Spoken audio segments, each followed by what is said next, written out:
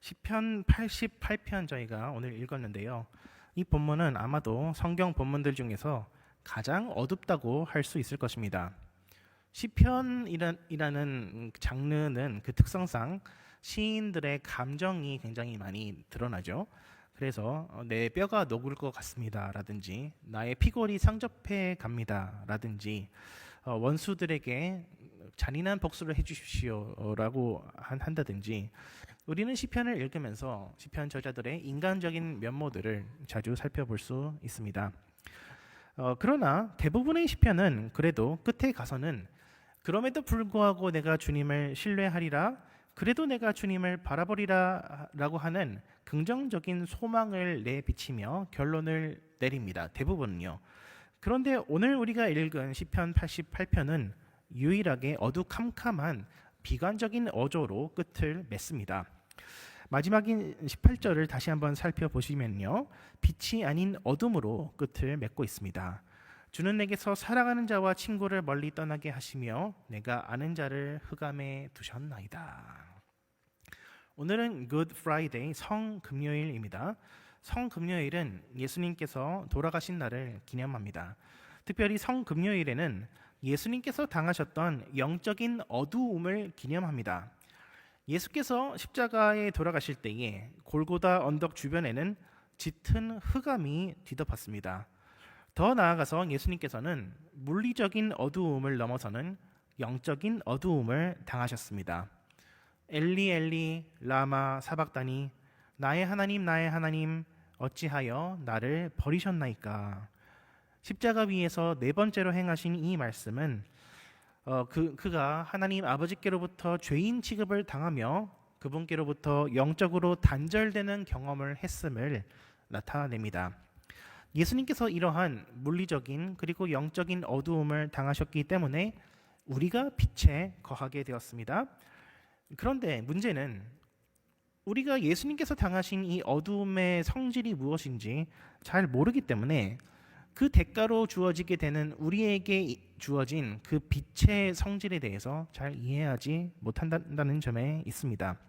그래서 오늘 이 시간에는 예수님께서 당하신 이 영적인 어두움이 구체적으로 무엇인지 한번 살펴보고 이에 따라 어두움을 극복하며 빛의 자녀로 산다는 것이 무엇인지 살펴보도록 하겠습니다. 오늘 시편 본문의 화자는 그 1절 앞서서 해만이라고 기록되어 있습니다. 그 타이틀에 보시면은 PPT에는 넣지 않았습니다만은 이 해만이라고 하는 사람은 다윗이 왕으로 있을 때의 찬양팀으로 섬겼던 사람인데요. 자신이 흑암 속에 놓여 있음을 한탄하고 있습니다. 그리고 오늘 시편에서 이 흑암이라고 하는 것은 잊어버려짐 그리고 버림받음으로 설명되고 있습니다. 일단 화자는 죽음의 위험 앞에 놓여 있다고 합니다. 화자가 절체절명의 고난을 당하는 것은 마치 하나님께서 자기를 잊어버리셨고 자기를 소중히 보호하여 주시지 않기 때문이라고 그는 이야기합니다. 4절과 5절을 한번 살펴보시면요. 이렇게 되어 있습니다. 나는 무덤에 내려가는 자 같이 인정되고 힘없는 용사와 같으며 죽은 자 중에 던져진 바 되었으며 죽임을 당하여 무덤에 누운 자 같으니이다. 주께서 그들을 다시 기억하지 아니하시니 그들은 주의 손에서 끊어진 자니이다. 하나님께서 그 시인을 잊어버리셨기 때문에 시인은 사회적으로 매장을 당하며 아주 고난을 받고 있다라고 설명되고 있죠. 8절과 18절에서는 특히나 시편 기자는 자기가 아는 사람들로부터 특히 사랑하는 사람들로부터 거절당하게 되었음을 이야기합니다. 그리하여서 시편 기자는 철저하게 혼자가 되었다. 우리 사람은요, 좋든지 싫든지 간에 사람들의 인정을 받아야지만 힘을 내면서 살아갈 수 있습니다. 이게 사실과 다르다고 하더라도 거짓 비방이라고 하더라도 나에게 그러한 거짓 비방을 하면은 사람은 누구든지 마음이 흔들리게 되어 있습니다. 그런데 시편 화자는 특히나 자기가 제일 잘 아는 사람들에게서 특히나 자기가 제일 사랑하는 사람들에게서 배신당하고 버림받았다고 고백합니다. 어떤 마음 상태를 지나고 있을까요? 이것은 이 세상에는 더 이상 의지할 것이 없다는 것을 뜻하겠죠. 어떠한 공간 속에 있다고 할지라도 어, 설령 내가 내 집에 있다고 할지라도 전혀 내 집과 같은 그러한 편안함이 없이 어디를 가든지 항상 이방인으로서 문전박대를 당할 위험에 노심초사하면서 살아가고 있음을 뜻하고 있습니다.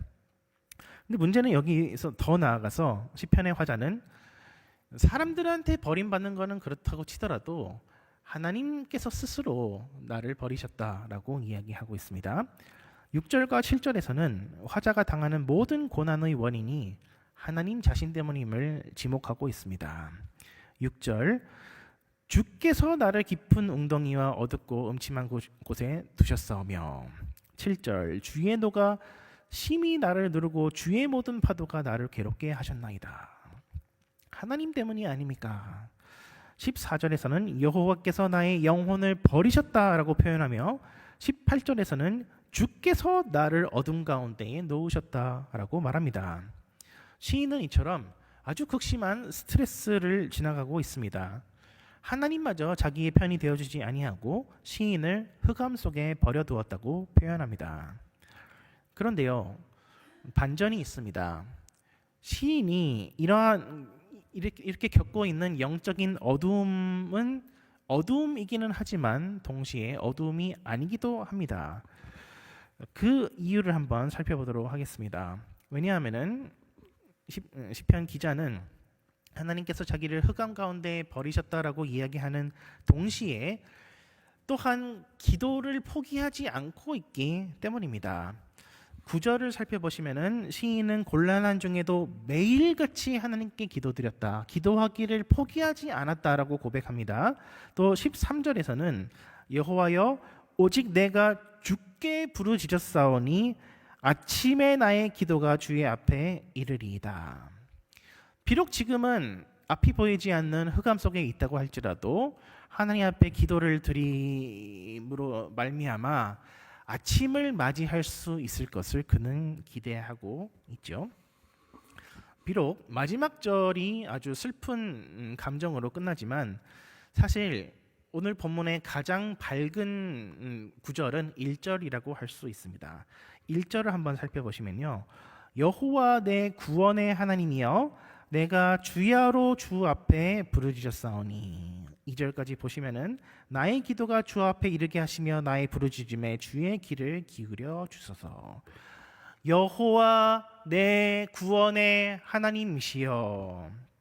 하나님은 여호와 내 구원의 하나님이십니다. 여호와라는 이름은 특별히 이스라엘과의 언약 관계에 있는 분으로서의 하나님의 이름을 뜻합니다. 모세가 호렙산에서 떨기나무에서 하나님을 만났죠. 그때 하나님께서 뭐라고 말씀하십니까? 이제까지는 내가 여호와라는 이름으로 나 자신을 알리지 않았으나 이제부터는 여호와라고 나의 이름을 알리겠다. 창세기에 여호와라는 단어가 안 나오는 건 아니에요.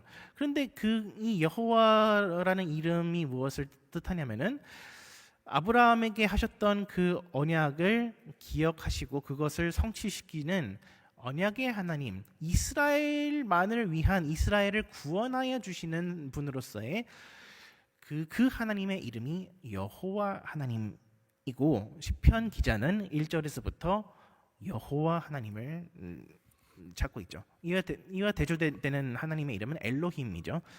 그냥 세상에 수많은 우리말로 하면은 신이라는 단어에 가장 알맞는 단어가 엘로힘이라는 단어인데 이제 하나님을 지칭하기도 하고 우상을 지키기도 하는. 근데 여호와 하나님은 내 구원의 하나님이다라고 이야기하고 있습니다. 즉 여호와 하나님 아브라함과 이삭과 야곱에게 구원을 약속하신 그 하나님께서는 나 또한 구원하여 주실 것입니다 라는 믿음의 고백을 이 시편의 초반에서부터 선포하고 있는 것이죠. 그리고 시편의 이 중간 부분에 있어서는 하나님, 그래도 내가 기도하니까 주님께서 들어주실 것이지요. 하나님, 그래도 내가 살아 있을 동안에 주님께서 내 기도를 응답하여 주실 것이지요.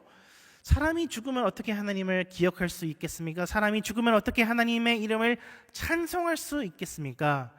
지금 내가 살아 있을 때에 나를 구원하여 주시면은 내가 주님을 찬송하겠습니다라는 그 이야기를 시편에서 하고 있습니다. 어떻게 보면은 이제 아부성 멘트라고도 할 수 있겠죠. 하나님, 저 좀 제발 살려주세요라고 말이죠. 이처럼 시인은 어둠 속에 있지만 사실 어둠 속에 있지 않습니다. 그렇다면 그와 반대로 진짜로 영적인 어둠 속에 있다는 것은 무엇을 의미할까요? 좀 전에도 말씀드렸지만 시편 기자는 사람이 죽으면 어떻게 하나님을 기억할 수 있겠습니까? 라고 얘기하죠. 근데 이거는 굉장히 생각해보면 이상한 이야기입니다. 천국에 가든지 지옥에 가든지 사람이 죽으면은 우리는 사람이 수면 상태에 빠진 다음에 마지막 날에 되어서에 다시 깨어날 것이라고 얘기하지 않고 네가 오늘 나와 낙원에 함께 있으리라라고 얘기하지 않습니까? 사람이 죽으면 즉시 영혼이 육체와 분리되는 즉시에도 의식은 남아 있어서 천국으로 가든지 지옥으로 가든지 하게 되겠죠. 그래서 만약에 지옥에 가게 된다고 하더라도 그러면 하나님이 더 잘 알겠죠. 하나님이 더 명확하게 인식하겠죠. 아, 내가 하나님의 말씀을 거역했기 때문에 나에게 이러한 지옥 형벌이 떨어졌구나라고 분명히 생각할 겁니다. 그런데 시편 기자는 죽은 사람은 하나님을 기억하지 못한다고 얘기합니다. 이것은 여기서 말하는 죽음, 여기서 말하는 영적인 어두움이라고 하는 것은 영적으로 해석해야 된다는 것을 보여주고 있습니다. 영적인 어두움은 무엇입니까? 일단 어두움은 무엇입니까?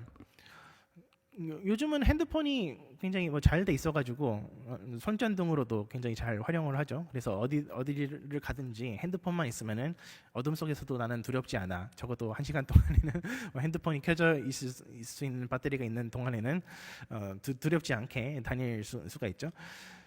그런데 진짜로 그 핸드폰도 없고 아무런 빛도 없고 달빛도 별빛도 없는 아주 칠흑 같은 어두운 밤을 경험한 적이 다들 있으시지 않습니까? 그럴 때에 아무리 내가 익숙하게 하루에도 수십 번을 왔다 갔다 하는 그 집안의 복도 통로라고 할지라도 그렇게 칠흑 같은 어둠이 임하게 되면은 발 한 발자국이라도 앞으로 내딛는 것이 너무나도 어렵습니다. 이전에 내가 가지고 있던 경험, 이전에 내가 가지고 있던 지식과 나의 감각 이런 것이 싸그리 아무런 소용이 없어지게 됩니다. 영적인 어두움이라고 하는 것은 무엇을 의미하냐면은 내가 다음 스텝을 어떻게 밟아야 하는지 도무지 감이 오지 않는 상태를 이야기합니다. 웃음은 복이 와요. 이런 프로그램도 있었지만 성경은 무엇이라고 가르칩니까? 웃으면 복이 온다는 것이 아니라 순종하면은 복이 온다고 가르치죠. 순종하면은 복이 옵니다, 여러분. 믿으십니까? 순종하면은 복이 오는데 그런데 내가 열심히 하나님을 믿고 하나님의 말씀에 순종하고 사람들에게 친절히 대하고 말씀대로 행했으면은 행복해야 될 거 아닙니까? 인생이 좀 잘 풀려야 될 거 아닙니까? 그런데 영적인 이 흑암, 오늘 시편 기자가 당하고 있는 이 흑암이라고 하는 것은 나는 하나님의 말씀을 다 지켰는데 사람들은 왜 나를 다 싫어하지?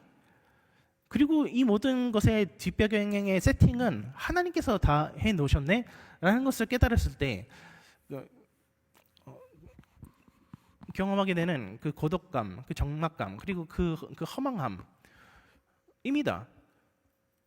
내가 이렇게까지 순종했는데 나에게는 지독한 외로움만 남게 되었구나. 지독한 괴로움만 남게 되었구나. 그렇다면 이제 나는 어떻게 살 것인가? 여러분 같으면 어떻게 하시겠습니까? 여러분 같으면은 나는 정말로 진심을 다해서 내 선의를 다해서 내 열정을 다해서 내 체력을 다해서 주님의 나라를 위해서 봉사했는데 돌아오는 것은 비방뿐이라면은, 돌아오는 것은 거절뿐이라면은, 여러분은 그 다음 스텝을 순종의 발걸음을 내디딜 수 있겠습니까? 많은 사람들은 그러지 못하죠. 그래서 뭐 순종해봐야 별거 없네. 하나님 살아계신다고 말만 저기 하고 순종해봐야 별거 없고 이제부터 나는 내 갈 길 가련다. 그래서 마음대로 죄 짓고 마음대로 도둑질하고 마음대로 내 욕심대로 살란다. 뭐 인생 뭐 별거 있냐 이렇게 비뚤어지는 경우가 얼마든지 많이 있죠. 그게 어떨 때는 현명해 보이는 것 같습니다. 그런데 그런 말씀은 잠언서에서 말씀하는 그 가르침과 정반대되는 거죠. 잠언서에서는 뭐라고 얘기합니까?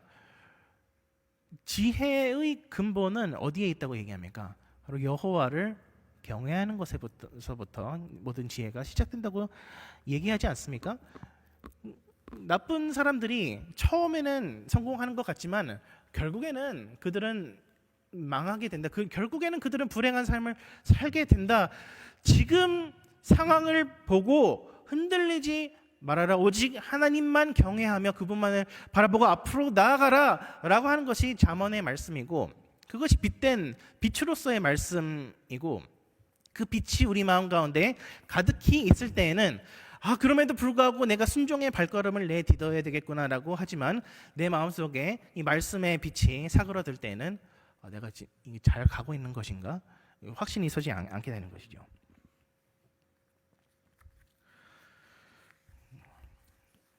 인간은 철저하게 수학적인 존재입니다. 그래서 참 신기하죠. 자기가 손해보는 일이라고 한다면은 사람들은 본능적으로 너무나도 잘 알아. 이건 누가 가르쳐주지 않아도 자기한테 손해되는 일은 너무나도 잘 압니다. 네,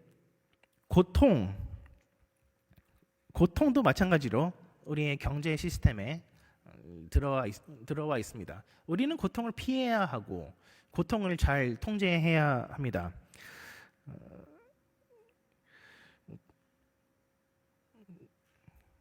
내가 만약에 능력이 부족해서 내가 고통을 당한다라고 한다면은 다음부터는 내가 고통당하지 않는 방법을 굉장히 연구를 잘 해가지고 해야 되겠죠. 근데 그 고통의 원인이 나 자신에 있지 않고 타인에게 있다고 한다면은 거기서 벗어날 수 있는 방법들을 또 열심히 찾게 될 것입니다. 고통을 이해타산적으로 우리가 대하게 되면요. 그런데 이것은 자력구원의 사고방식과 연결되어 있습니다. 고통을 많이 받는 인생은 실패한 인생이고, 내가 고통을 얼마나 잘 관리할 수 있는지에 따라서 내 존재 가치가 좌우된다. 내 인생의 성공이 좌우된다라고 생각하는 것은 고통이라는 것을 이제 자력 구원이라는 관점에서 그걸 바라보는 겁니다. 그래서 고통을 많이 받는 사람은 실패한 사람, 고통이 없이 편안한 사람, 행복한 사람은 성공한 사람, 이런 도식이 생기게 되는 거죠. 그런데 자력 구원의 반대 개념이 무엇입니까? 타력 구원, 은혜 구원이죠. 내가 잘한 게 아무것도 없는데 하나님이 구원해 주시는 게 타력 구원, 은혜 구원입니다. 그런데 이제 은혜가 고통을 이해하는 데 주는 중요한 변화가 있습니다. 그것은 우리는 더 이상 고통을 이해타산적으로 바라볼 필요가 없게 되었다는 것이죠. 오늘 본문의 중요한 특징 중 하나는 고통의 최종 원인 제공자를 하나님으로 지목하는 동시에 그 하나님을 향한 원망이 전혀 없습니다. 굉장히 특이한 겁니다. 보통 우리가 힘들어 죽겠네라고 하면은 뭘 의미하는 겁니까? 너무 솔직했네요. 힘들어 죽겠네라고 하면은 그 원인이 되는 그 상황을 탓하든지 나한테 그 힘듦을 주는 사람을 탓하든지 내가 진짜 이 힘듦에서 벗어나야 되겠다라고 하는데 의지를 표현하든지 다 내가 어떻게 하겠다라는 거랑 뭐 연관이 되어 있잖아요. 근데 오늘 시편에서는 정말 힘들어서 죽겠는데도 불구하고 하나님을 원망하지는 않겠습니다. 그래도 내가 끝까지 하나님께 기도는 하겠습니다. 라고 하고 있는 게 굉장히 특이한 것이고, 이러한 특이한 생각은 은혜 없이는, 하나님께서 나를 은혜로 구원해 주신다라는 것을 우리가 이해하지 않고서는 이 고통이라는 것을 우리 이해 타산과 상관없이 그렇게 이해할 수가 없는 것이죠.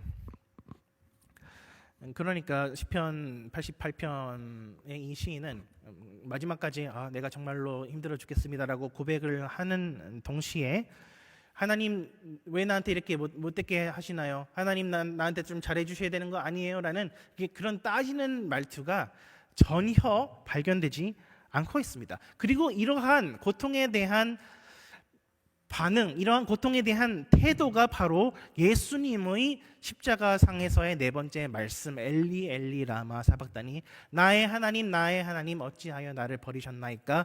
라는 그 말씀에서 살펴볼 수 있는 것과 동일한 반응입니다. 하나님께서 창조주이심을 여러분은 믿으시죠? 창조주이심을 믿는다는 것은 동시에 하나님께서 섭리주의시다는 것을 또한 믿는 것입니다. 하나님께서 모든 것을 만드셨기 때문에 하나님의 컨트롤에서 벗어나는 일이라고 하는 것은 있을 수가 없습니다. 그렇다면 하나님께서는 무능한 창조주가 되시겠지요. 그렇다면 하나님께서 창조주인 동시에 섭리주라고 하신다면은, 그것은 사실 우리가 당하고 있는 모든 일들의 바로 뒷면에는 다름 아니라 하나님께서 계시다는 것을 의미합니다. 따라서 우리가 어려운 일을 당하였을 때에 마음에 당황해하거나 마음에 깊은 분노감을 느낀다든지 라고 하는 이 감정은, 우리가 설령 하나님을 욕하지 않는다고 할지라도, 하나님께 그 책임을 떠넘기지 않는다고 하더라도 사실은 하나님을 원망하는 것과 똑같습니다. 하나님께서 나에게 이런 일을 허락하시지 않으셨더라면 내가 고생하지 않았을 텐데, 그런 모든 원망과 쓴뿌리는 하나님을 향해 있는 것입니다. 오늘 본문의 시인, 그리고 예수님의 그 탄식과 정반대의 것이라고 할 수 있죠.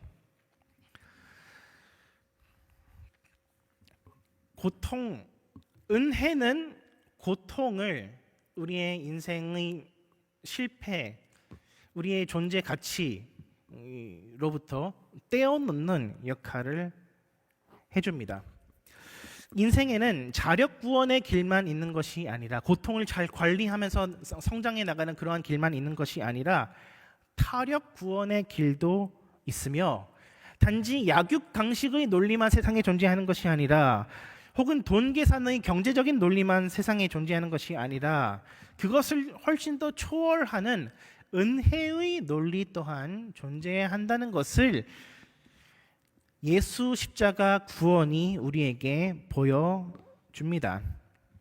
예수님은 항상 옳은 일만 하셨습니다. 예수님께서는 항상 선한 일만 하셨습니다. 예수님께서는 비방받으실 만한 일을 단 한 가지도 하지 않으셨습니다.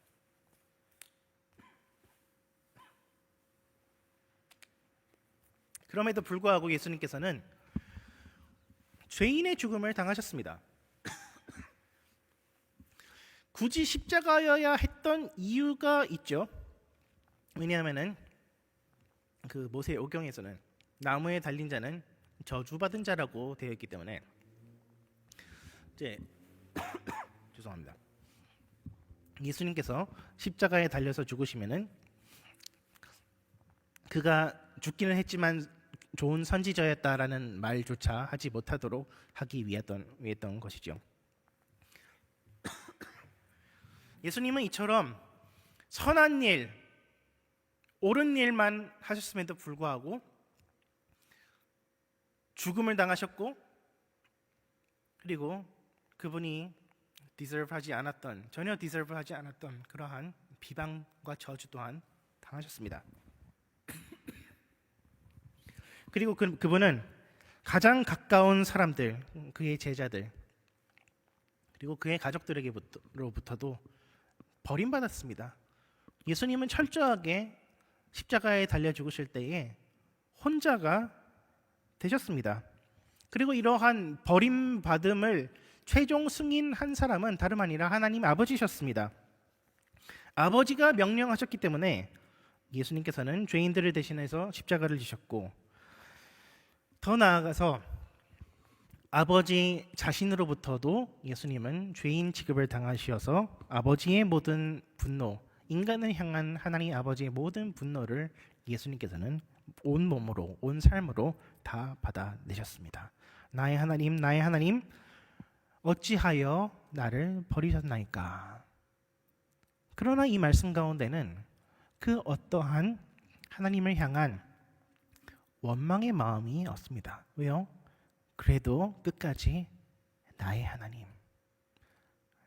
하나님이라고 외치고 있기 때문입니다. 가장 깊은 어두움을 당하는 순간에도 예수님은 하나님을 언약의 하나님이라고 붙잡으며 그를 향한 단 하나의 불평불만도 분출하지 않습니다. 그렇다면 예수님의 그 질문으로 다시 돌아가면은 나의 하나님 어찌하여 나를 버리셨나이까? 라는 그 말씀을 우리가 접할 때에 그러면 우리는 어디를 바라봐야 된다는 것입니까?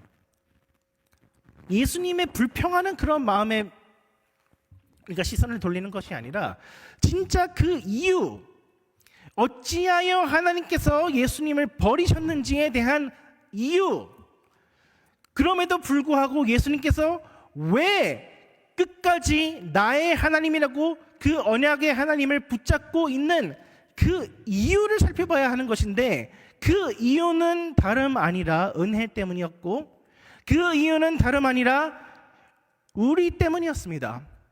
우리의 죄를 용서하여 주시기 위하여서, 죄인으로부터 죄의 형벌인 고난을 떼어놓기 위하여서 예수님께서는 그 칠흑 같은 육체적인, 물리적인, 영적인 어두움을 온 삶으로 감당하셨습니다. 그러므로 오늘 시편 말씀과 또 예수님의 십자가 위에서의 그 말씀을 통해서 우리가 배워야 할 것은, 우리 또한 고통을 마주할 때에, 우리 또한 흑암을 마주할 때에 마찬가지로 하나님을 원망하는 것이 아니라 하나님을 나의 하나님이라고 인정하며, 하나님을 나의 구원의 하나님이라고 인정하며, 오히려 나의 이 흑암을 통해서라도 당신의 뜻을 이루어 주소서라고 고백해야 마땅할 것입니다. 이것은 우리의 흑암을 우리 자신의 일부로 받아들이는 것을 뜻합니다. 진정한 친구는 서로의 부탁을 얼마나 잘 들어주는지에 달려있다고 하죠. 해리포터 그 시리즈에서 론 위즐리라고 하는 그 인물이 있죠. 해리포터의 그 제일 친한 친구. 근데 그 이 루퍼트 그린트라고 하는 배우는 특별히 거절을 하지 못해가지고 굉장히 여러 어려운 일을 당했다고 합니다. 하루는 이제 길을 가다가 팬을 만났는데, 팬이 같이 식사하실래요? 같이 펍 가서 얘기하실래요? 해가지고 밤새도록 먹고 마시고 얘기했다고 합니다. 그러고 나서 누구 집에까지 찾아가고, 그리고 아침에 뭐 영국식 브렉퍼스트 뭐 팬케이크를 먹고 나서야 그 팬이 집으로 돌려보내 주더라. 헐리우드의 그 유명한 배우라면은 그 팬이 뭐 같이 밥 먹자고 한다고 해서 그 따라갈 이유가 있습니까? 왜 그랬을까 한번 곰곰이 생각해봤는데요. 내가 그 해리포터도 아닌데 난 론 위즐리일 뿐인데 나를 이렇게 좋아해주는 팬이 있다니 굉장히 고마웠을 것 같아요. 그래서 굉장히 고마운 마음에 당신이 나의 친구가 되어준 것처럼 나도 당신의 친구가 되어주겠습니다. 굉장히 거절하기 힘든 부탁을 계속 함에도 불구하고 그것을 계속해서 순종하는 그런 모습을 보여주었죠. 테레사 수녀 얘기를 한번 살펴봤으면 좋겠는데요. 테레사 수녀는 이제 어렸을 때 수녀로 살겠다라는 그 서원을 했다고 합니다. 당연한 거지만 그 이외에 주목할 것은 이 테레사 수녀님의 서원 중에 하나가 하나님께서 명령하시는 것은 무엇이든지 하겠으며 단 하나라도 거절하지 않겠습니다. 라고 서원을 했다고 합니다. 참 기가 막힌 서원이죠. 우리는 예수 믿고 죄 사함 받았으니까 이제부터 자유다라고 해가지고 이제부터 내 마음대로 한번 살아보자 라고 할 것 같은데, 이 테레사 수녀님은 예수님께서 나를 위해서 모든 것을 다 바치셨으므로 나도 예수님을 위해서 모든 것을 다 바치되 그 모든 것을 다 바친다고 하는 것의 뜻은 하나님께서 나에게 요구하시는 것은 무엇이든지 내가 거절하지 않겠습니다 라고 하는 것이었어요. 이게 얼마나 힘든 일이겠습니까? 그래서 그 테레사 수녀님의 그 전기를 쓴 그 책 이름이 Come Be My Light 라는 부제가 달려 있는데요. 나의 빛이 되어 주세요라는 그 기도의 그 이면에는 테레사 수녀님께서 경험하였던 아주 깊은 영적인 흑암에 대해서 제가 고난 주간에 이 책을 읽으면서 접하게 되는데요. 굉장히 그 서원을 했던 때부터 이 테레사 수녀님은 그런 영적인 흑암을 경험했다고 합니다. 이 영적인 흑암이라고 하는 것은 무엇 또한 포함하느냐? 하나님이 전혀 느껴지지 않는 것 같다라고 하는 것 또한 포함하는 것이었습니다. 참 신기하죠? 어떻게? 그래서 그 테레사 수녀님이 그 서원을 한 후 50년 동안 영적인 어둠 속에 있었다고 합니다. 50년 동안 하나님의 임재를 전혀 경험하지 못한 건 아니었겠지만 하나님께로부터 버림받은 것 같은 그러한 느낌 가운데에 나머지 그 평생을 사셨던 거죠. 그 이유가 뭐였을까요? 그 자서전 그 전기를 보면은 굉장히 그 배경들이 나와 있는데, 그러니까 이분이 동유럽 출신이세요. 인도 사람이 아니라 동유럽 출신이고, 그래서 인도로 좀 가야 되겠다라는 마음을 하나님께서 주셔가지고 거절하지 않겠다는 서원을 했기 때문에 인도로 가겠다라고 하는데, 그 수녀가 혼자서 갈 수는 없지 않습니까? 그리고 카톨릭 교회와 상관없이 그 모든 일들을 진행할 수 없지 않습니까? 그렇기 때문에 그 상급자들의 그러한 인정을 받고 또 제도적인 지원, 경제적인 어떠한 경제적인 후원도 거의 안 받았다고 합니다. 그런 어쨌든 제도적인 지원은 승인은 받아야 갈 거 아닙니까? 근데 이러한 일들을 하겠다고 했을 때 로마 교황청에서는 참 처음부터 참 거룩한 일이구나, 당신의 뜻이 이루어지이다라고 했을 것 같습니까? 아니죠. 당신이 뭔데 그런 과대 망상을 하고 있느냐, 온갖 그 비방에 시달리게 되고, 그럼에도 불구하고 겸손한 자세로 끝까지 집요하게 그거를 당신의 그 비전의 진실성을 계속해서 어필을 했더니 또 설득이 돼가지고 그 일을 진행했던 거죠. 그리고 가난한 사람들을 돕는 그 사역을 하는데, 가난한 사람들을 돕는 사역을 할 때에 그 가난한 사람도 어쨌든 사람이기 때문에 착한 사람도 있고 나쁜 사람도 있을 거 아닙니까?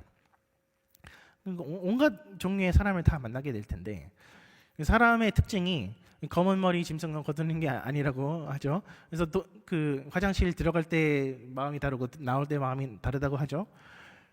실컷 도와줬는데도 그 은혜를 모르는 경우도 굉장히 허다했을 것 같습니다.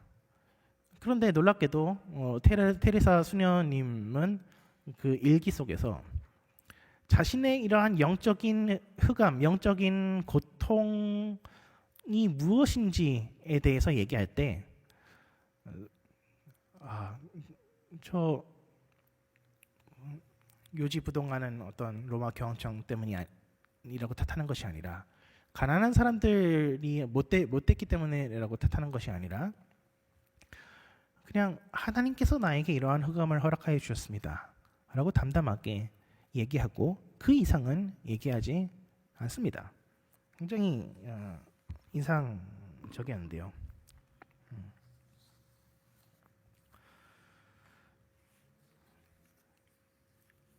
하나님께서 시키시는 것은 무엇이든지 하되 단 하나도 거절하지 않는 삶을 우리가 산다고 할 때에 우리가 영적인 흑암을 마주하게 되는 것은 어쩌면 당연하다고 할 수 있을 것입니다.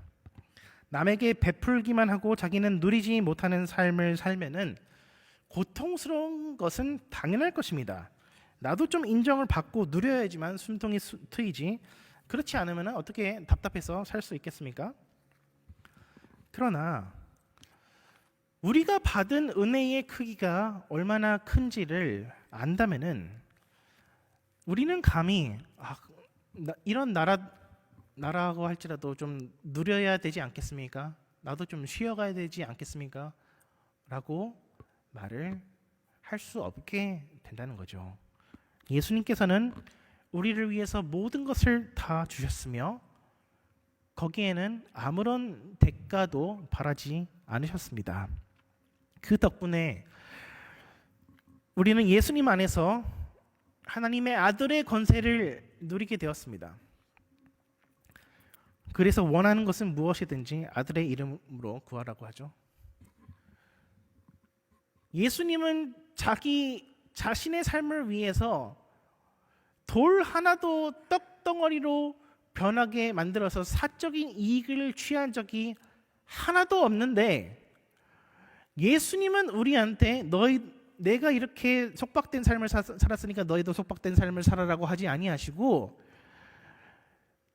당신의 이름으로 원하는 것은 무엇이든지 구하라라고 말씀하십니다. 이게 너무나 놀랍지 않으세요? 이게 하나님의 마음이고 이게 부모의 마음이라고 할 수 있지 않겠습니까? 예수님은 이처럼 좁고 협소한 흑암의 길을 가셨지만 우리는 부요하고 자유로운 길, 명예롭고 찬란한 길을 걸어가게 되었습니다. 그런데 우리의 마음은 어떻습니까? 예수님께서 주시는 이 자유, 이 기쁨, 이 평안으로 인하여서 우리 마음에 빛이 넘쳐나고 계십니까? 아니면은 예수 믿기 전 동물과 별 다를 바 없는 그러한 자연인으로서의 생활만을 영위하실 뿐입니까? 결국에는 우리 또한 예수님처럼 흑암을 우리의 것으로 받아들이고 인정해야지만 우리 자신 또한 광명을 받아 누릴 수 있습니다.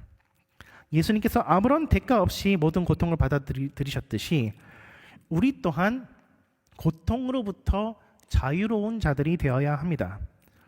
세상에서는 실패하고 거절받는 것이 인생 망한 사람들의 특징이라고 하지만 예수님 안에서는 세상적인 실패와 거절들은 내 인생의 성공과는 아무런 상관이 없습니다.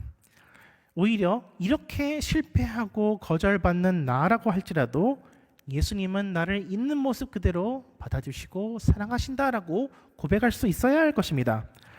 그러므로 예수님의 사랑 덕분에 우리 또한 예수님의 삶을 닮아가는 자들이 될 수 있습니다.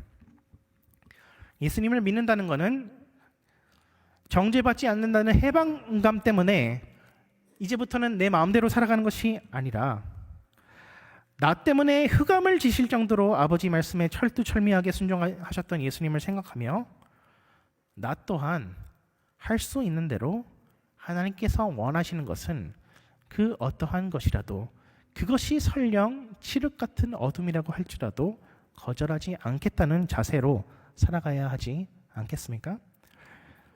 그럴 때에 물론 우리 인생에는 자연스럽게 흑암이 찾아오게 될 것입니다. 순종에는 대가가 있습니다. 그리고 순종할 때에 말씀대로 순종할 때에 우리는 세상적으로 실패한 것처럼 보여질 수도 있을 것입니다. 우리가 말씀대로 순종할 때에 우리는 어쩌면 가장 가까운 사람으로부터도 버림받을 수도 있을 것입니다. 그리하여서 어떨 때에는 하나님마저도 나를 버리신 것이 아닌가 하는 순간을 지날 수도 있을 것입니다. 그러나 기억하시기 바라는 것은 그러한 흑암 속을 지날 때에 설령 우리의 입에서 한탄이 나온다고 할지라도 그 한탄이 원망으로 변하지 않는 한에서는 그리하여서 우리 마음속에서는 기도의 촛불이 꺼지지 아니하고 하나님께서 우리를 구원하실 것이라는 소망이 여전히 남아 있다고 한다면은 우리의 인생을 찾아오는 모든 흑암들은 사실 흑암이 아니라 위장된 비침을 우리는 깨달을 수 있을 것입니다. 말씀을 맺겠습니다. 그러므로 이 세상에는 두 가지 종류의 흑암이 있습니다. 정리하자면요. 첫 번째는 우리 대부분의 사람들이 가지고 있는 원망 섞인 한탄이 첫 번째 흑암입니다.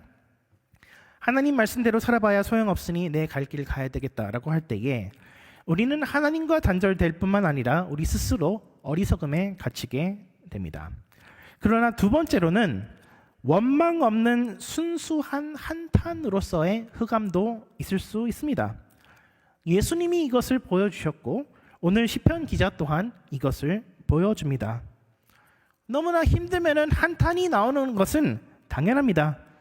그러나 한탄 속에서도 하나님의 구원을 붙잡을 때에 그 한탄 속에서는 죄와 원망이 사라지게 됩니다. 오히려 그런 흑암 속에서 우리는 아무 까닭 없이 단지 우리를 구원하기 위해 깊은 흑암을 경험하신 예수님을 마음을 맞대어서 이해할 수 있게 되며 그리하여서 우리가 당하는 모든 고통을 내 인생의 개인적인 실패로 받아들이는 것이 아니라 하나님께서 당신의 뜻을 이루시는 통로로 받아들이게 됩니다. 예수님처럼 시편 기자처럼 흑암 속에서도 부르짖을 수 있는 저와 여러분 되시기를 주님의 이름으로 축원드립니다. 기도하시겠습니다. 살아계신 하나님 아버지 감사합니다. 때로는 우리가 어두운 밤길을 걸어갈 때에 우리의 발을 어디에 디뎌야 할지 감이 잡히지 않아서 당황하기도 하였습니다.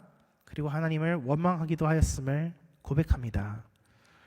하나님 아버지, 그러나 우리의 이러한 어리석음을 용서해 주시고 다시 한번 우리 마음에 빛으로 와주시옵소서. 설령 당신께서 우리에게 위장된 흑암을 허락하신다고 할지라도 아멘으로 화답할 수 있는 우리가 되게 하여 주시사 이 어두운 세상 가운데에 오직 예수 그리스도의 빛을 삶으로 말로 행실로 증거할 수 있는 우리 모두가 되게 하여 주시옵소서. 감사드리며 예수 그리스도 이름으로 기도드리옵나이다. 아멘.